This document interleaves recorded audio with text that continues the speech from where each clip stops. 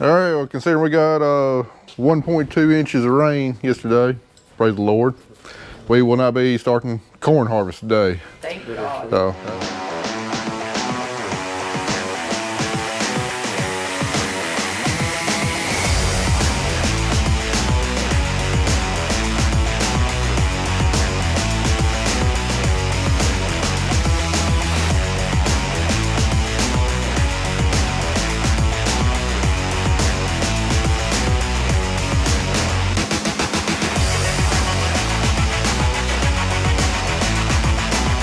So that's fine. We still got a few odds and ends to take care of. I need to make one last trip around fields scouting for weeds, and we still got to get the bins ready. So get the bins or elevator grease, fans grease. Knocked out. Yeah, make sure no bird's nest up there in the loops. Get the chain tightened up, and then need to get some fishing line and get the sensors tied down to the floor. Get all the augers placed. Which one are we putting corn in? Probably gonna put corn in number 3, and then number 4, the one off to the side. So, and if we have any more than that, we'll probably utilize number 1. That 300 bushel acre corn this year. Yeah, I don't see that happening. But anyway, Kelly be here to help you get the motor started and stopped on greasing, tying down lines, and Yeah, I still exist. Thank you. yeah. So.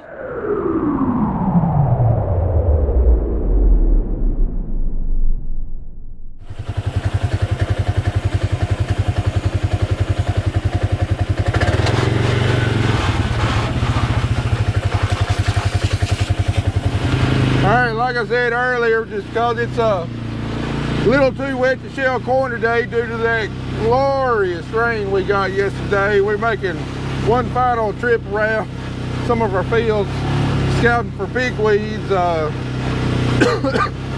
Some of these fields, you know, it's been a week or two since I set eyes on them, and we could have had more pop up from the canopy. And the last thing we want to do is work our tails off all year long on keeping pigweeds out, and then right there at the last minute we let a few pop up and go to see that we got to fight for the next 3 to 5 years. So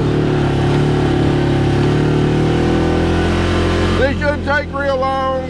Go around these fields, we'll get them cleaned up, and that way we can get started with corn harvest without me having to worry about, you know, weed control in our double crop beans and cotton, because those are the only things still really left growing. I tell you what, man, these that rain could not have fallen at a better time, because these beans, I mean, they were at the point of no return whatsoever. I mean, another day or two of high temperatures and drought, and I think they would have given up the ghost. But as it is, I think we got rain just in the nick of time before they just completely shut down.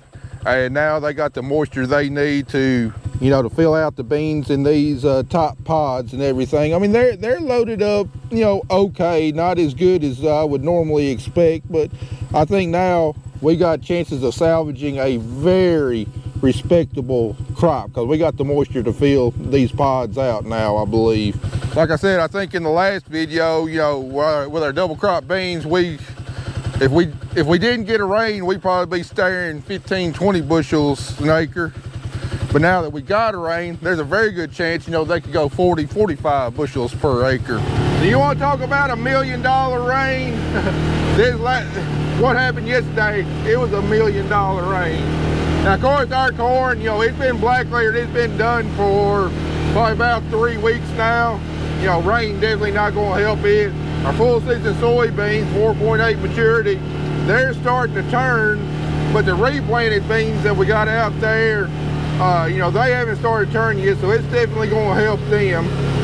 Our cotton, it kicked a lot of the top fruit off, so this rain's not really going to help retain any more fruit, but the fruit that's on there really ought to help fill it out. However, because it got so hot and dry for so long, we're seeing severe nutrient deficiency just because the plant couldn't pull up any nutrients. And you know, where the cotton had started to turn and defoliate itself, you know, I think we can definitely add some more yield. But then in other spots, you know, I really don't think the rain's going to help it too much. But overall, I sure was glad to see that rain. You talking about a completely different attitude this morning as opposed to yesterday morning, night and day. We're not going to set the world on fire on harvest this year, but I think we still got chances at having a respectable crop. And I think we're going to start out by getting our worst crop out of the way, which will be our corn crop. And once we get the combine out of the field, get started shelling corn, I'll talk a little bit more about the issues I think our corn crop faced this year.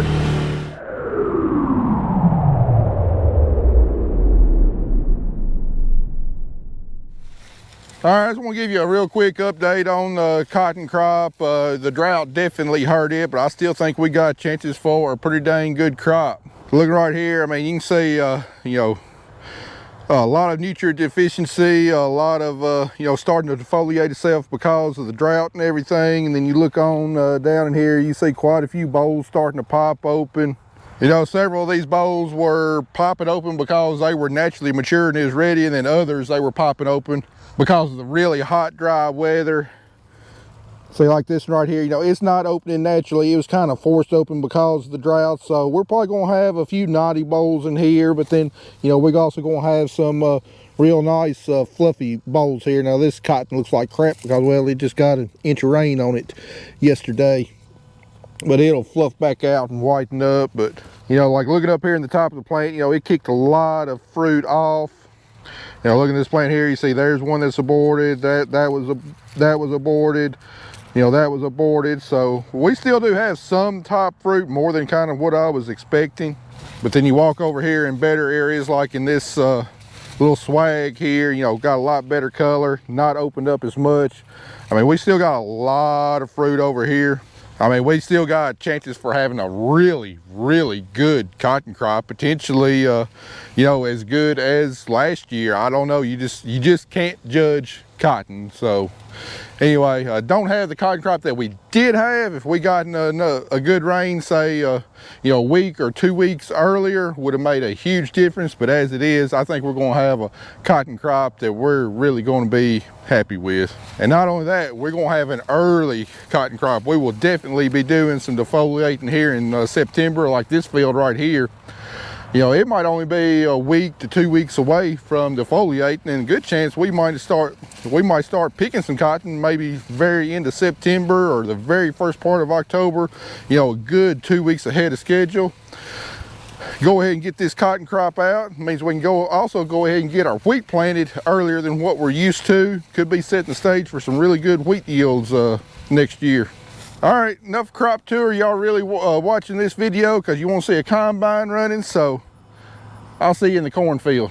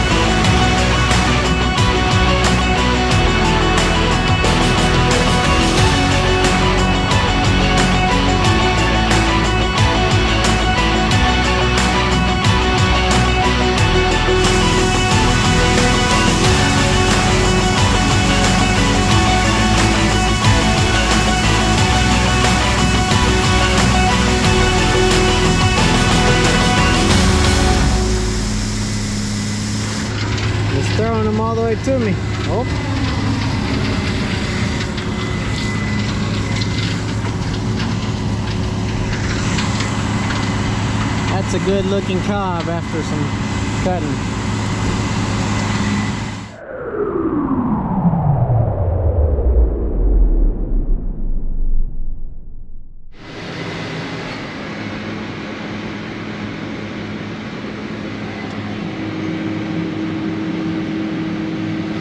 Well, can everyone guess what day it is? Yeah. Oh! Oh God! Oh! Yeah, so we don't know why it is launching these cobs like they're grenades, but I need to stay away from that or else I'm gonna end up with a broken window. So welcome to day one. So how's day one going? It's going great. You should ask. Matt is flying cobs out the back, and I guess the spreader sensor is bad. So now I'm gonna have to do two jobs. I have to go get the semi truck, bring it back, do the weights on this, and unload in the truck and follow him around. Welcome to first day chaos. All right, we shelled these two real small fields. We got the combine roughly calibrated yield and moisture. We're gonna have to do it again whenever we get to bigger, more uniform field. These small hills, highly variable, but anyway, we got it roughly calibrated. Now, I'm gonna see how well the combine is set, see what kind of grain loss we're looking at. All right, cobs, not split in half, not a kernel left on them. Threshing's doing a real good job. Then looking down here, we got a kernel there, a kernel there.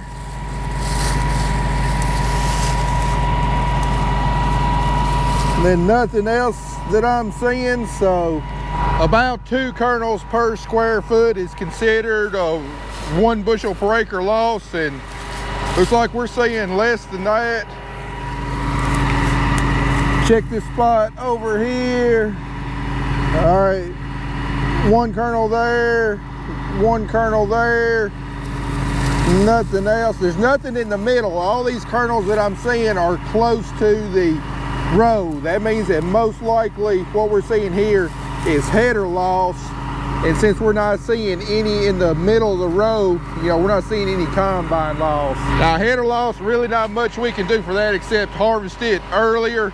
Right now we're showing about 18.5% moisture corn. You know, we could harvest it wetter and see lower header loss, but you know, we're seeing less than a 1 bushel per acre loss, and really not anything to speak of out of the combine. So let's look here directly behind where the center of the combine is.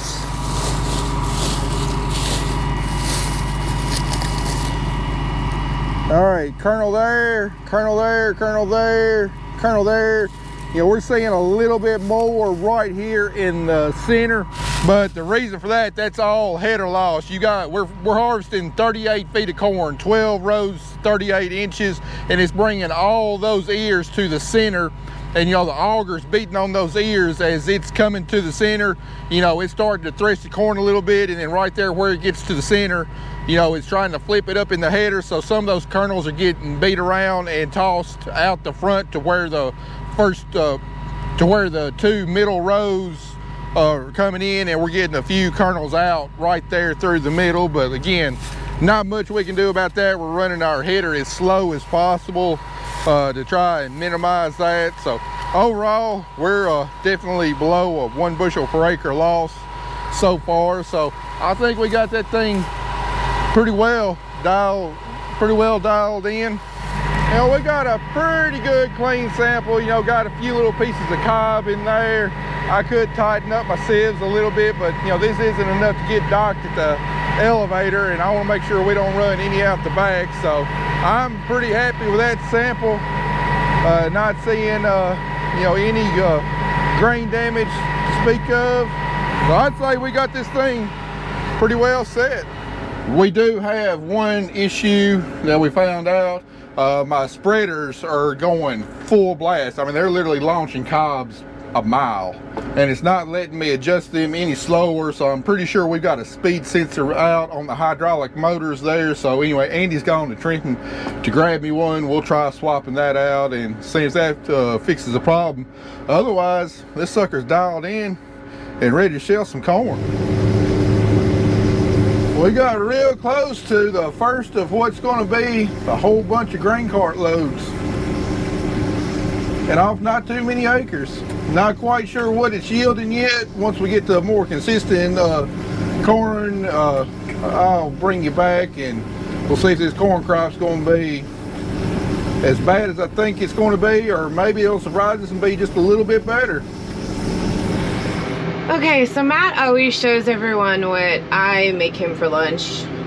He also does make his own lunch. And I'm going to show you what I bring to show you the difference in between a combine driver's lunch and a grain buggy driver's lunch.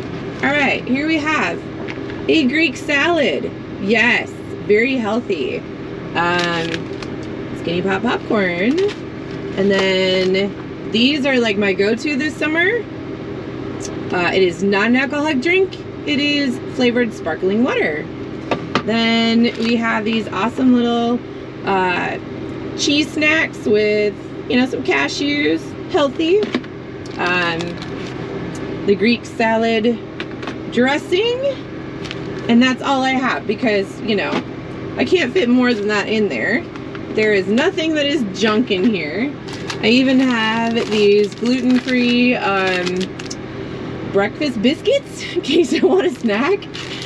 I have to eat healthy, so yeah, that's my tour of my lunchbox. Pretty much what I make myself every day, sometimes a sandwich, but he is always wanting the extra treats, so I'm trying to stay healthy over here.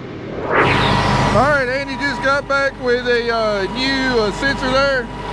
Y'all want to know how much it costs? They didn't even tell me. I'm hoping it was for a good reason. Maybe it was free. If they didn't tell us, it's probably for a reason. But anyway, we got our spreaders back here, and they're driven by hydraulic motors, and the sensor we're wanting to replace is back in there. So get this shield off, we should be able to get to it pretty easy. All right, there it is right there. Hopefully oil don't spray out everywhere.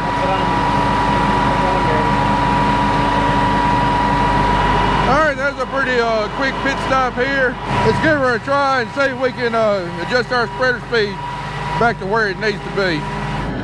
All right, it's kind of concerning it's showing 40 RPMs and I don't even have it on yet.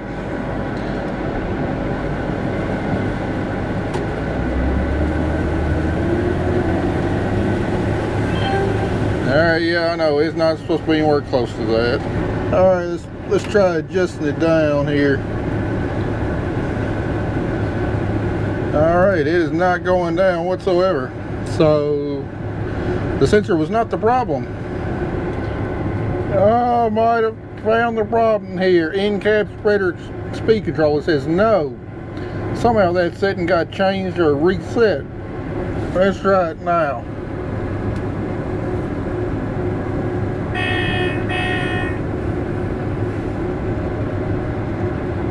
Alright, there we go. Made on about 420. I didn't even think to check that crap. Bought a brand new sensor for nothing. And no returning it now. Oh well, it's fixed. And we got a new sensor on there. Okay, so while I'm waiting for Matt to calibrate that new spreader sensor, I'm going to give you guys a little life update.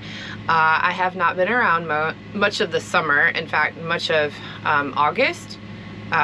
When we went on our cruise, on the very last day, I got injured. I got tripped when I was watching Carter on the flow rider, and I fell about 4 feet. And when I did, my ankle caught one of the grates over by the flow rider and I went tumbling down. So since then, I've been in a medical boot and now in a brace. So I tore the tendon that connects this side of the bone all the way across this side. The doctor actually said you're gonna wish you had broke it. So On Friday, I find out how bad I've torn it and if I need surgery. As you can see, we are a little busy. Just started harvest, so I'm gonna pray really hard I don't need surgery, and if I do, if I can kind of like extend it to where I don't have to have it, maybe in between something, I don't know, but we'll cross that bridge when we get there. I'm just really praying I don't have to. One, the cost. Two, there's no one to replace me, so yeah, it's always something. Like I like to say, it is level whatever of Jumanji. Welcome to 2024. I think we might be in level 9. It is September. They're just gonna wait and see what happens. So even though you don't see me on videos as much when it's like maintenance stuff, I'm still here. Matt and I are still married. We're very happily, dysfunctionally married. We still like each other, but ask us if we like each other at the end of harvest altogether. Probably not, but still gonna stay married. Carter started his sophomore year of high school, and we kind of want to just every day, so anybody who has 16-year-old teenagers, you understand our pain and suffering. He worked all summer on the farm, and now he's focusing on school. We don't know if he's going to play sports or not. It's kind of up in the air, but yeah, that's what's going on here. I do have some projects coming up in 2025 that are going to be amazing and involve some other YouTubers. So just because I'm not out here doesn't mean I'm not working. So I like to say I'm the PR behind the scenes farm stuff that we do. Matt's just out here a lot more. I just take care of everything else. So far, it looks like it is spreading better. Yeah, that's a little better. Before, I mean, we're just talking way up. And then it came at the window, and I really thought it was gonna break it, so. Also have to update on our older children. Yes, we have older children. A lot of people don't realize that. Paige is still living in Chattanooga, and she just got a major job promotion, and now she is remote. She is like a director, and which means she's gonna be able to travel a lot more and come see her amazing parents. She's coming in October for a week for a job, and then also bringing our grandpuppy. So excited. And then our middle son, Nate, he is doing very well. He is working at a car dealership in Jackson. He is their inventory manager. He loves his job. And my other grandpuppy, Bo, is doing very well as well. So, yeah, we have 2 older kids. A lot of people ask us that. They're like, wait a minute, Carter's your only one? No, we have 2 older ones. They are grown adults, and they have really good careers, so very proud of them. They grew up on this farm, and I think the hard work that we installed in our children has gotten them to where they are now. Do they like coming out to the farm? Yes, but I don't think they want to farm for a living. Carter's still up in the air. He just doesn't know what he wants to do tomorrow or 4 hours from now, so we shall see. Hey, we've been running on pretty good for a few hours now, and I think we got everything set, all the bugs worked out, and anyway, was it yielding? That's what everybody wants to know. It ain't doing great. It's about along where I thought it'd be. You know, I've been saying all year long, you know, I didn't think we was gonna have a great corn crop, and you know, the first 25 acres that's what it's proved. Now that being said, I believe this is going to be the worst corn we're going to shell all year. I mean, this is 109-day corn on some of, I mean, the thinnest ground I've got in corn this year, and the whole front side of this farm has just been real steep hills, narrow fields. You know, it's not a lot of topsoil. You know, 109-day variety. You know, we've had too much dry weather this year. You know, this corn's been stressed multiple times throughout the year. You know, it all started out in May. You know, we had fantastic planting conditions there in April, and corn was off to a great start, and then the second week of May hit, and we had 3 straight weeks of rainfall. And that was when the corn was right there around B5, and the soils were just saturated. We had our nitrogen applied, but because the soil stayed saturated there for, dadgummit, tell you one thing we got a great crop of freaking morning glories right there on the edge of the fields, that outside road, causing me fits. I'm gonna try and reverse it out of there.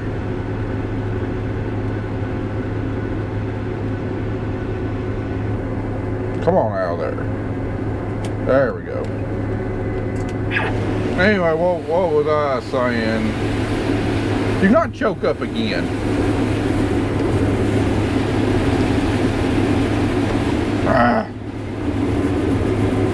But anyway, that saturated period happened when the corn was right there around V5. It was trying to determine how big around the ears were going to be, and you know, just couldn't get any oxygen down to the roots because the soil was just waterlogged for so long, and that hurt us from the get-go right there. We're seeing a lot smaller ear size than what we normally do, where, you know, depending on variety, we would normally expect all the ears to be between 16 rows and 20 rows around. I believe right there off the get-go we lost 2 rows around, so instead of 16 to 20 rows around ears, we're seeing 14 to 18 rows around ears. So, you know, just figure, you know, each row is between, you know, 30 and 40 kernels long.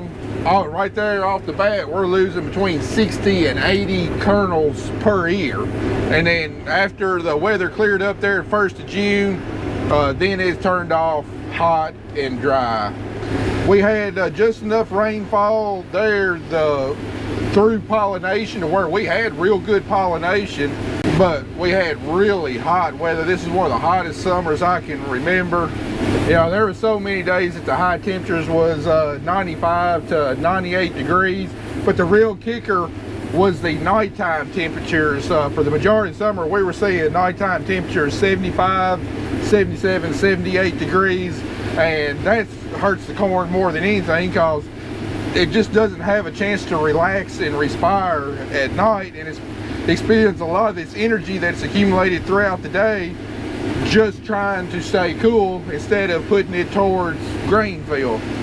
So couple that with a bunch of dry weather, we're not seeing the kernel depth that we normally see. The corn matured a lot quicker, so it left less time for grain field, less chance to put a starch into the kernels. So all in all, it was almost a worst case scenario for trying to produce a good corn crop. The only way it could have been worse was if we had a repeat of 2022, where we had a major drought coming there right at pollination, and then the corn just didn't even put on an ear.